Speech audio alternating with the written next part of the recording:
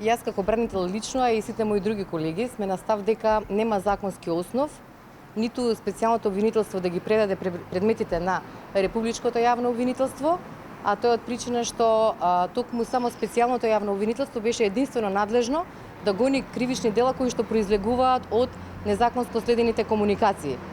Согласно законот за СЈО, тие имаа можност да превземаат предмети од основното јавно обвинителство и такви предмети беа превземени пред 4 години во декември 2015 година.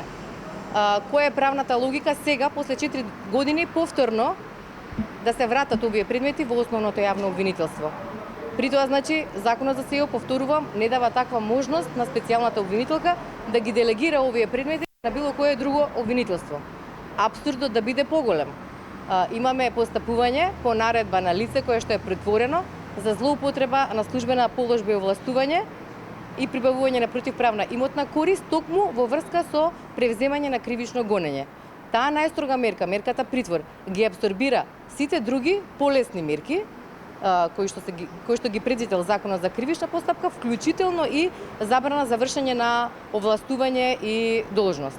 Наместо тоа, сметам дека Републичкиот јавен обвинител требаше да постапи согласно членот 60 од Законот за јавно обвинителство и во моментот кога се определи мерката притвор за осомничената Катиса Јанева, да ја оддалечи истата од работните функции кои што ги имаше. Така ќе се постапеше согласно Законот за јавно обвинителство. Што според вас е решение сега? СЈО му за истекол мандат треба да пропаднат тие предмети или која е другата варијанта?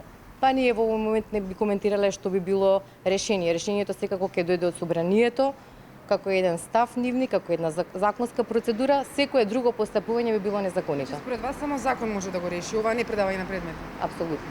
Очекувате сите предмети да завршат на СЈО како овој денеска, дека нема правна основа? Нема правна основа да се држи. Кој ќе биде овластен тужител? Тоа го зборувавме и минатата недела како одбрана. Меѓутоа судот тогаш ви ги занемаруваше овие ставови. Да, мислам дека денеска се раководеше од соопштението што беше дадено од Републичкиот јавен обвинител. Благодарам. И само што дали ако бидат предадени предметите, вие ќе ги спорите тие по тоа во судница? Зависи како ќе бидат предадени. Ако бидат без законски основ, онака како што сега е во моментов, секако дека ќе ги спорим и сите действија што ќе бидат превземени ќе бидат незаконити.